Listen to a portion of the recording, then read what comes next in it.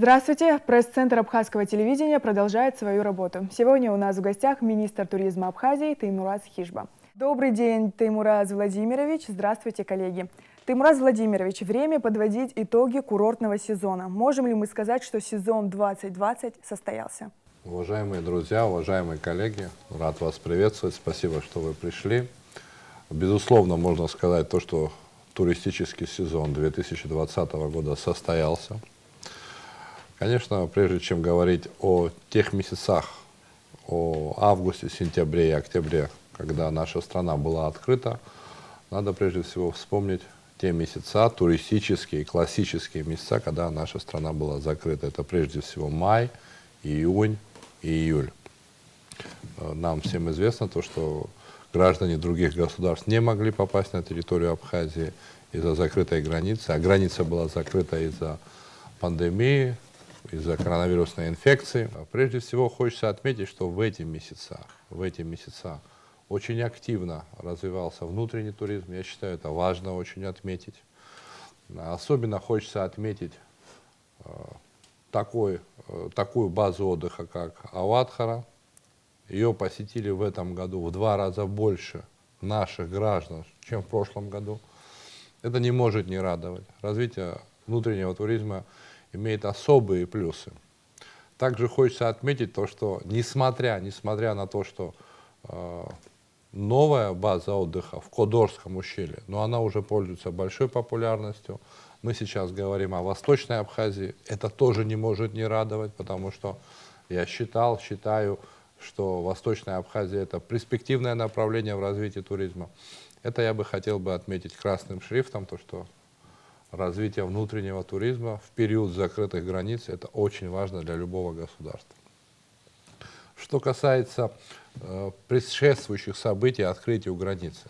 Прежде всего хочется сказать то, что в июле месяце совместная комиссия санэпидемстанции Республики Абхазия, Роспотребнадзора, Министерства по курорту проводила инспекцию объектов туристического показа, объектов питания и объектов размещения.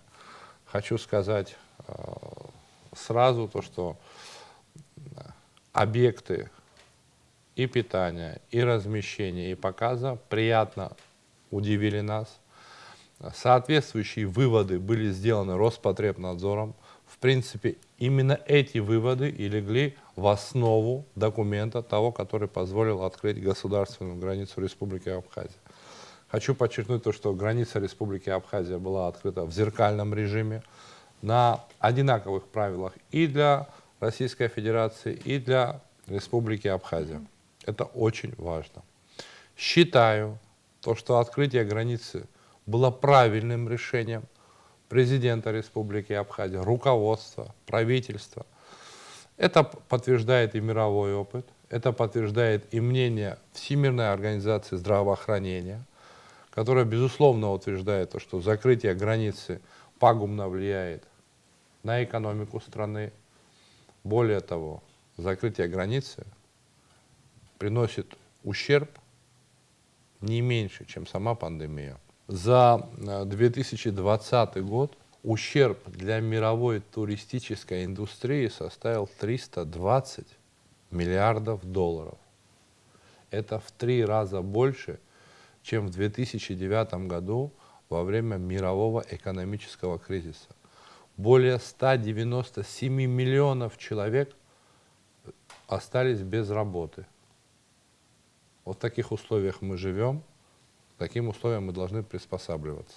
Так, сколько туристов посетила республику с августа по сегодняшний день? Республику Абхазия с 1 августа по сегодняшний день посетило более 600 тысяч человек.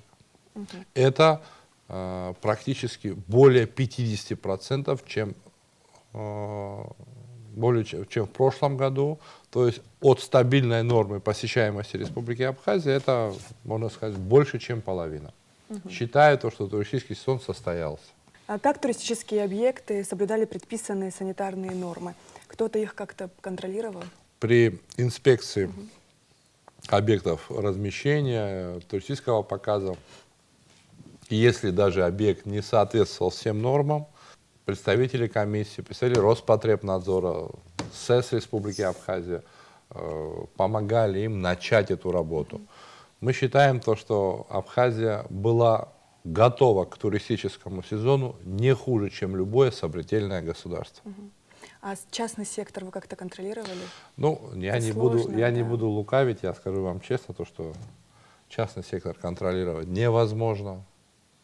Мы надеялись на сознательность наших граждан. Но, тем не менее, считаю правильным отметить, что самое большое количество отдыхающих прибывают в Гагринский район. Это, в принципе, известно нам всем. От общего числа заболевших, повторюсь, только 6% приходится на Гагринский район.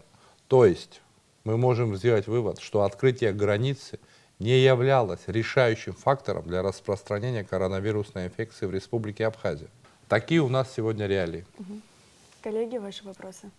Анжела Кучубери, агентство ТАСС. Вы сказали, что в 2 раза больше отдохнуло наших граждан в Ауадхаре. Да. Есть какие-то цифры? Мы без цифр никак не можем. Вы знаете, в цифрах все выглядит намного симпатичнее, чем на словах.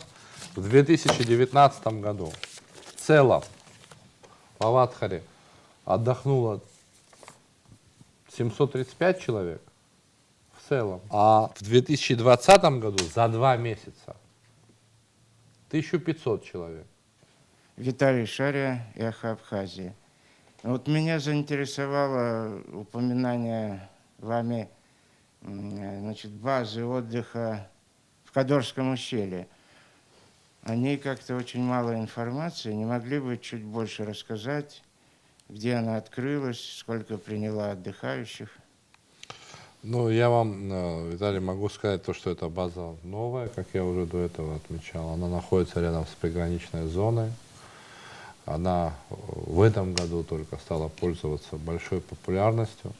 Мне сложно сейчас сказать, какое именно количество людей туда прибыло, потому что данный объект только в стадии своего открытия. Возможно, та информация, которая необходима, в том числе не только вам, но и самому министерству, она еще не налажена, подача этой информации. Но сам факт, то, что наши граждане отправляются в восточную часть Абхазии, и особенно, как вам прекрасно понятно, что это очень важно и для вообще осознания границ своей родины. И это не может не радовать, то, что наши граждане отправляются отдыхать именно в Кадорское ущелье. Но это там, где в советское время был южный приют? Да, приблизительно там, да. Жиба Милана, газета «Республика Абхазия». Если сравнивать осень 2019 и осень 2020, внушительная разница количества посетивших нас туристов. Вы знаете, я вам скажу следующим образом. На мой взгляд, именно осень 2020 и осень 2019 имеют большое различие. Прежде всего, почему? Потому что осенью 2020 года в Абхазию прибыло больше отдыхающих, чем за соответствующий период 2019 года. Это, безусловно, обусловлено тем, что основные туристические направления закрыты для граждан Российской Федерации. И они отправлялись либо в Краснодарский край, либо в Абхазию. Почему я упоминаю Краснодарский край? Экскурсионная деятельность огромную роль играет для Абхазии. То есть так называемые экскурсанты-однодневки. Они прибывали в Абхазию в большом количестве. То есть осень 2020 года для Абхазии более успешна, чем осень 2019 года. Еще вопрос. Вы говорите, что санэпидемстанция с России проверяла, на каком уровне находятся наши гостиницы. И вообще сервис в целом. Есть ли в Абхазии какой-то орган или всегда надо из России приглашать? Я говорил о Роспотребнадзоре. СЭС был абхазский, санэпидемстанция была абхазская, мы говорим о Роспотребнадзоре. Я повторюсь, если вы позволите, места размещения, места турпоказа, места питания в Республике Абхазия были подготовлены не хуже, чем в сопредельном государстве. Я вас уверяю в этом. Мураз Владимирович, могли бы вы привести цифры по остальным туристическим объектам, таким как Рицинский национальный парк, Афонская пещера и так далее? Да, конечно. В этом году Рицинский национальный парк приятно удивил нас посещаемостью. Значит, Рицинский реликтовый национальный парк. В 2020 году его посетило 283 598 человек. В прошлый сезон, то есть в 2019 году, Рицинский реликтовый национальный парк посетило 175 657 человек. Я думаю, невооруженным взглядом видна разница. Мы работали всего лишь, по данным, 3 месяца, но более чем на 100 тысяч Рицинский национальный парк посетило больше. Скажу в цифрах. Значит, в 2019 году прибыль составила 57 миллионов 779 тысяч 200 рублей. В 2020 году 95 миллионов 826 тысяч 800 рублей. Я хочу подчеркнуть, граница Абхазии была открыта с 1 августа. Ну, вы понимаете, то, что первая неделя это была неделя раскачки. Вот. Скажу более, такие объекты, как Рицинский национальный парк, посещаются и по сегодняшний день. То есть эта цифра, безусловно, вырастет. Что касается комплекса Новоафонская пещера. В 2019 году посетило 128 541 человек. В 2020 году 116 256 человек. Хочу заметить следующее. Новоафонская пещера – это объект показа, это объект закрытого типа. Учитывая нормы санэпидемстанции, учитывая нормы, разработанные СЭС Республики Абхазия, главным санитарным врачом, были определенные критерии, что больше людей пропускать в Новоафонскую пещеру просто нельзя, вредно, опасно для здоровья. Плюс, еще хочется отметить следующий фактор, который очень редко упоминается. В классической форме продаваемый турпакет на территории Краснодарского края обязательно в себя включает посещение Рицинского национального парка, но при этом не включает посещение Новоафонской пещеры. Я думаю, вы понимаете, о чем я говорю. Те, кто посетили Рицинский национальный парк, по желанию собственному только посещают Новоафонскую пещеру.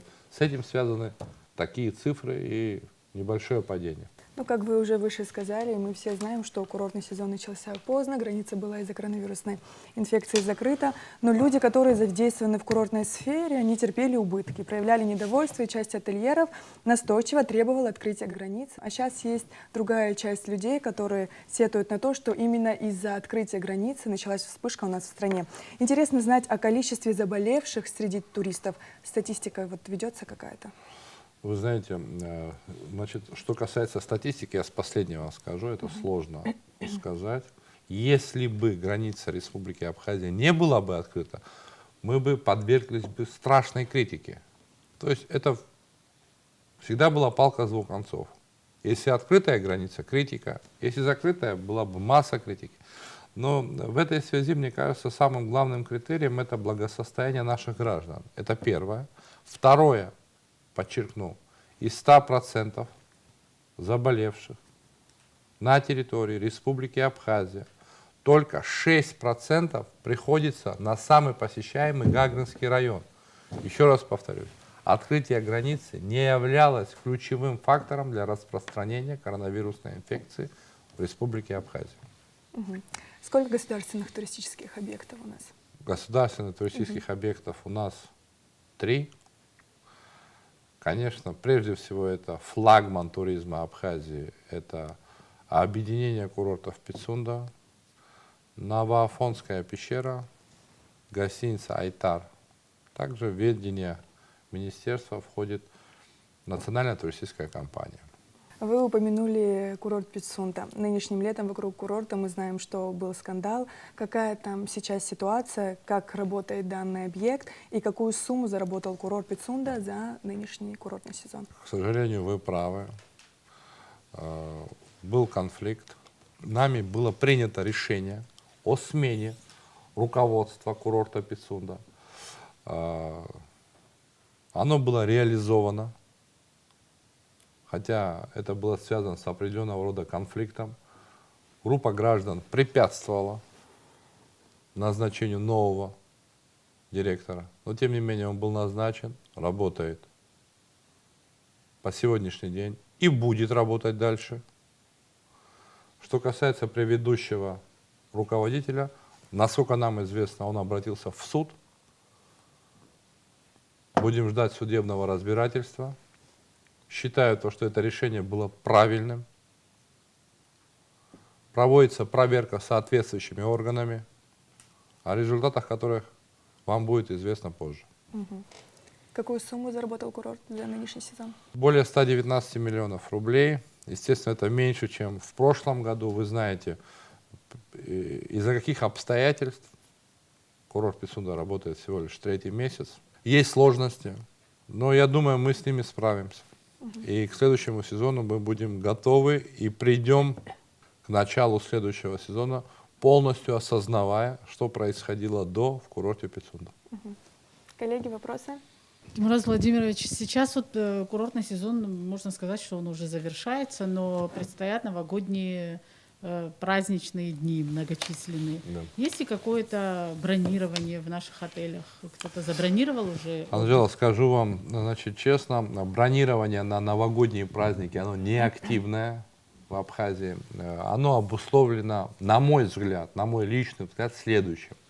В России работает система так называемого кэшбэка. Что имеется в виду? Граждане России, которые путешествуют по территории России, получают обратно до 20% потраченных денег на туризм. Это очень серьезное подспорье для того, чтобы граждане России оставались внутри этой страны. Естественно, это влияет на Абхазию, естественно, это менее выгодно нашим потенциальным гостям. Один из блогеров-путешественников, который у нас был в Абхазии всю неделю практически, мне в интервью сказал, что в интернете нет единого информационного сайта, где можно было бы узнать все для удобства туриста, начиная от транспорта, заканчивая кухней. Вы отслеживаете, как вообще Абхазия представлена в интернете? Да, конечно. Интернет является важной частью нашей жизни. Туристическая индустрия не исключение. Но хотелось бы отметить то, что в Абхазии есть национальный туристический портал, где можно получить всю необходимую информацию. Он в ближайшее время будет более эффективным. Мы работаем над этим. Также работает сайт непосредственно самого министерства. Мы отслеживаем все происходящее. Интернет-пространство, оно очень важно для развития туризма. Мы этим занимаемся. И в будущем, я думаю, он будет более мобилен и более познавательный для наших потенциальных гостей. А какие вот планы у министерства? Есть ли интересные идеи, которые будут способствовать развитию курортной сферы и улучшению сервиса? Если говорить в более обширном масштабе, я хотел бы сказать, что в Абхазии по сегодняшний день проходят рекламные туры, которые позволяют ознакомиться с достопримечательностями Абхазии. Второе. Мы считаем то, что в Абхазии безусловно необходимо начало работы над новым законом о туризме. Закон Республики Абхазия работает с 2005 года. На наш взгляд, он устарел, он не соответствует сегодняшним реалиям. И мы надеемся, что в следующем году представим на рассмотрение парламенту Республики Абхазия новый закон о туризме. Вот. Что касается возможных разного рода рекламных акций и так далее, вот в этом году ряд крупнейших телеканалов, хочу подчеркнуть, телеканалов Российской Федерации проводили здесь съемки. И хочется отметить, что это очень благоприятно скажется на имидже Абхазии. И ждем в ближайшее время соответствующих программ. Это телеканал «Россия-1», это телеканал НТВ, это телеканал «Моя планета». Это топ-каналы, которые, безусловно, благоприятно скажутся на имидже нашей страны. Чуть отойдем от темы. Какие вообще проблемы у вашего министерства и какое хозяйство вам досталось? У нас великолепный коллектив, у нас нет внутренних проблем, нет внутренних разногласий. Мы работаем как одна команда, я очень доволен, прекрасные люди. Есть специалисты, которые обладают колоссальным опытом, и, безусловно, они будут задействованы. Есть люди, которые пришли совсем недавно, но уже показали свою состоятельность на данной работе. Министерство и состав министерства, я лично им доволен. В последнее время многие наши турфирмы заговорили о богатом туристе, который готов оставлять деньги в нашей стране. Что нужно для этого сделать? Я считаю, что прежде всего, это безопасность нашего туризма. Это важнейший фактор. Хочу отметить, считаю это важным. В этом году по отношению к нашим гостям совершено в 2 раза меньше тяжких преступлений, чем в прошлом году. Безусловно, это связано с профилактикой преступлений, проводимых Министерством внутренних дел. Пользуясь случаем, хотел бы поблагодарить руководство и весь личный состав Министерства внутренних дел за проделанную работу. Тимураз Владимирович, еще один вопрос, который, я думаю, интересует многих. На какой стадии открытия Сухумского аэропорта? Вы знаете, если вы позволите, я на этот счет скажу свое личное мнение. Мы все вместе много раз слышали разного рода информацию, что вот-вот откроется аэропорт и так далее, и так далее. Я хотел бы вас проинформировать, как я вижу эту проблему. Прежде всего, наверное, стоит отметить, что Ассоциация международной гражданской авиации находится в городе Чикаго, в Соединенных Штатах Америки. Аэропорт имени Владислава Арзена, аэропорт города Сухум, там числится за Грузией. В ближайшей перспективе изменений в данном отношении, к сожалению, не предвидится. Это первое. Второе. Чтобы при данных условиях функционировал аэропорт, прежде всего должна быть авиакомпания, которая бы работала. Учитывая все международные нормы, данная авиакомпания должна быть зарегистрирована либо в России, либо в Абхазии. И совершать рейсы только лишь внутри России и в Абхазии. Какова рентабельность данного проекта, судить не мне. Конечно, мы могли бы пойти например, по примеру Северного Кипра, тогда, когда с Северного Кипра самолеты летают только в Турцию, а потом весь остальной мир. Но это политический шаг. Мы говорим, если о бизнесе, нужно просчитывать, какие плюсы. Вот чтобы вы понимали, не только авиакомпания будет не допущена до международных рейсов, если она начнет летать в Абхазию. Более того, сами борты, например, такие как Boeing, в случае прилета в Сухумский аэропорт, не сможет проводить ремонтные работы в сервисах данной компании, потому что он будет арестован, потому что он летал, по их мнению, хочу подчеркнуть, по их ошибочному мнению, на оккупированную территорию. Реалии таковы. Аэропорт в городе Сухум открыть нужно. Аэропорт в городе Сухум открыть очень сложно.